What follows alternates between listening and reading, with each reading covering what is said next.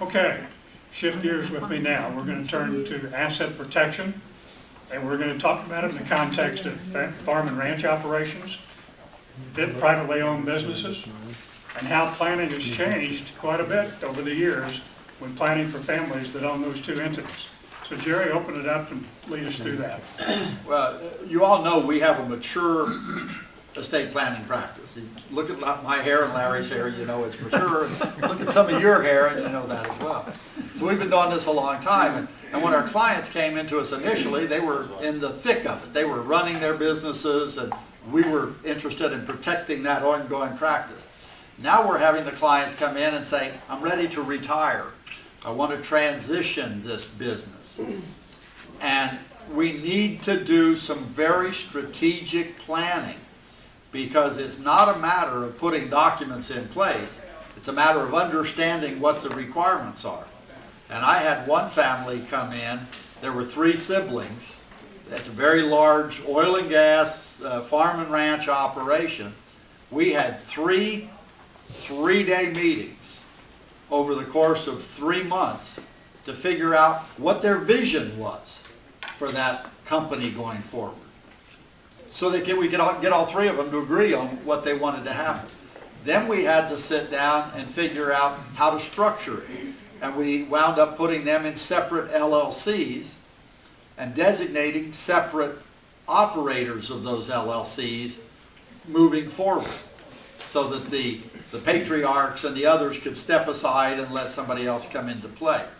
And it was really interesting in one side of it, because I had 2 sons under one of my clients.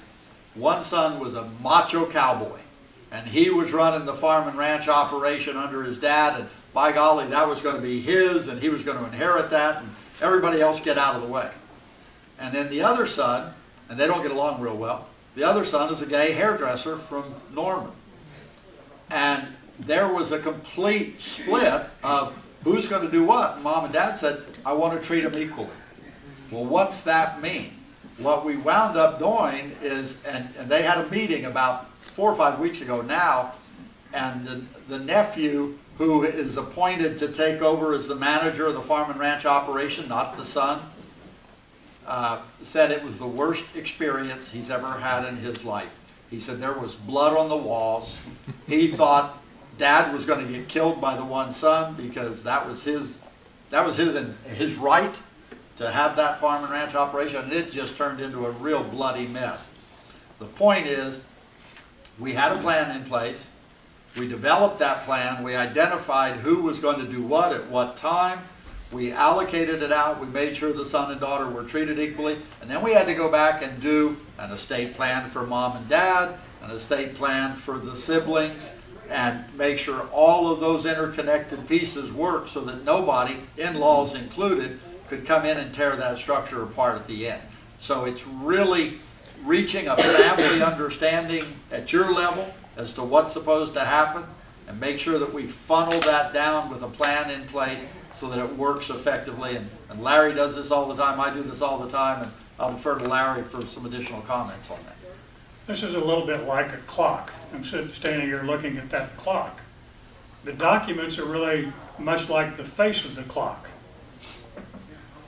All the inner workings behind the face of the clock is really what makes it work, true? The hands move according to those internal mechanisms. So really, when we talk about family planning and asset protection for businesses, farm and ranches, all the hard work takes place behind the face of the clock. And again, in having those tough conversations with people, it reminds me of the old saying, hard now, easy later, easy now, hard later. So again, we've had plenty of challenges in that area, but our practice has had to shift. We've had to develop new skill sets to accommodate, take care of, and be able to service family business owners, farm and ranch owners that want to have some continuity in their business within the family down through generations. So it's been quite a change. It's quite a change. And you know, how many people come in and say, well, I want my son to take over the business, but I want to continue to get paid. I want money coming in. Well, you're going to have to build a structure for that. So you have to really work through all of those individual nuances. And what we did is we met with the elders, Then we brought the two nephews in who were going to be running the oil and gas and the farm and ranch operations. Then we brought in all 18 of the people down the line, and we spent 2 solid days explaining that plan and making sure everybody bought into it at the end of the day, even having a family advisory council with grandchildren and children and everybody else on it, so everybody had some insight into what was going on. It's so important to do it while you can. You don't want to wait until you say, I'm going in for a heart bypass tomorrow. You know, it's a little bit too late for us to take that next step. So one of the challenges we have is helping children get to the point where they understand the distinction between being an employee of the family-owned business on one hand and being a stockholder of the family-owned business on the other. Sometimes it's easy for the child who's worked in the business for a long time to believe that they're working in the business gives them the right to a larger share of the business through an inheritance, when in fact they've been compensated well and served that entity well by being and they were compensated for it. So their task as running that business was no different than it would have been if I would have been running the business or if you would have been. So you really have to go through those delicate conversations and get people to a point where they're willing to plan and stake out a path for the long term.